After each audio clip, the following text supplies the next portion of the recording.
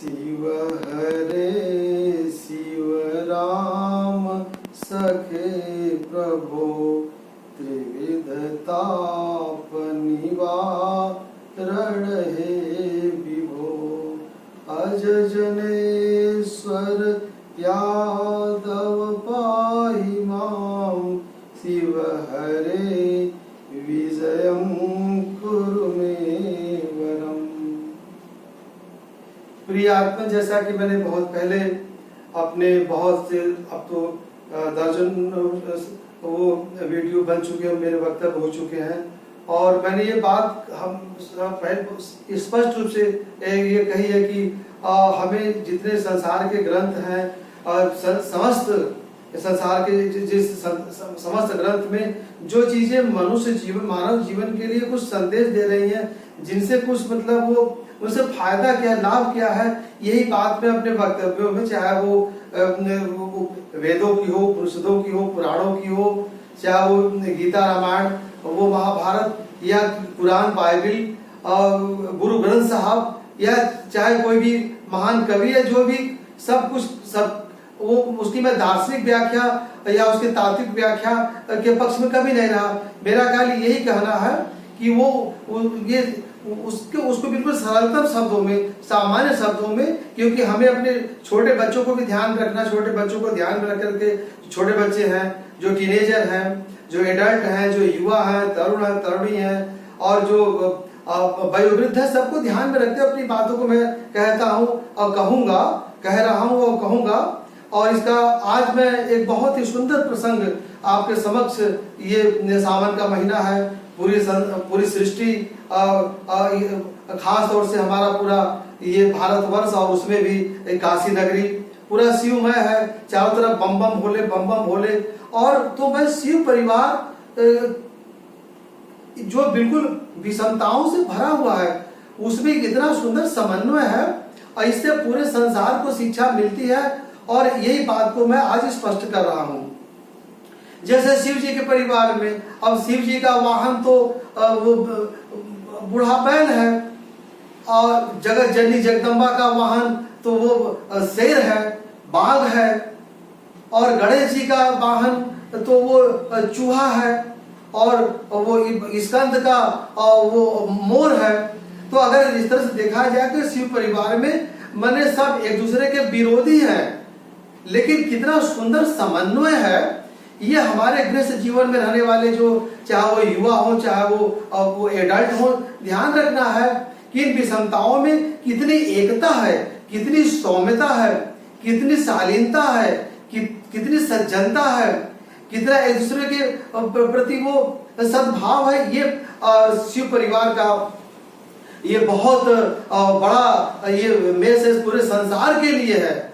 इससे वो बच्चा हो या वो युवा हो या वो बुजुर्ग हो, गृहस्थ हो, ये सबको शिक्षा लेनी चाहिए कि विपरीत परिस्थितियों में, जहाँ सब अब कहाँ वो बैल और कहाँ वो बाघ शेर, कहाँ वो चूहा और कहाँ वो सांप जो शिव जी के ही वो गले में वो पूरा अंग में लपटा हुआ है, और कहाँ वो मयूर और स्कंद का वाहन मयूर, माने सब एक दूसरे के विरोधी ही है, लेकिन उसमें कहीं विरोध का भाव परिलक्षित नहीं होता है।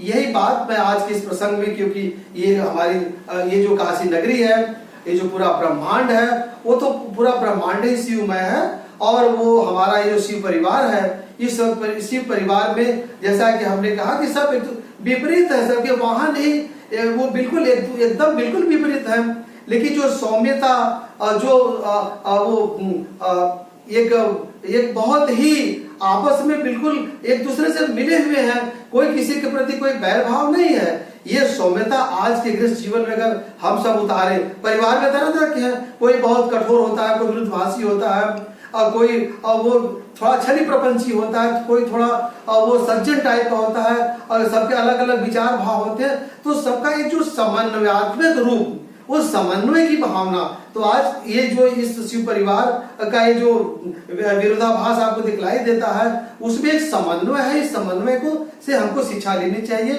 और शिव तो कहने की बात, शिव की महिमा को तो संसार में मां शारदा भी नहीं वर्णन कर सकती, हजार फणवाने शेष नाग भी नहीं कर सकते। मैं क्या, बस मेरा यही कहना है कि ये हमें उनसे जो शिक्षा मिलती है, जो समाज को, संसार को जो मैसेज जा रहा है, वो सबसे महत्वपूर्ण है कि इन परिस्थितियों में कोई किसी को हार्म नहीं कर रहा है और सब अपने अपने जगह पर है। और ये शिक्षा ये मिलती है कि हम इन परिस्थितियों में भी और वो अच्छे रह सकते हैं, शांत रह सकते हैं, प्रगति कर सकते हैं। अब गणेश जी की तो पूजा सबसे प्रथम पूजनीय है, सबसे पहले गणपति की पूजा होती है, जगत जननी है, शिव जी हैं, स्कंद हैं, सब कुछ के बावजूद इन लोगों का जो वाहन के साथ बैठा हुआ, सारी स्थितियां अलग अलग है। गणेश जी को ओम गणपते नमः, शिव जी को का सबसे मंत्र ओम नमः शिवाय, जगत जननी ओम ऐं ह्रीं चामुंडाय विच्चे।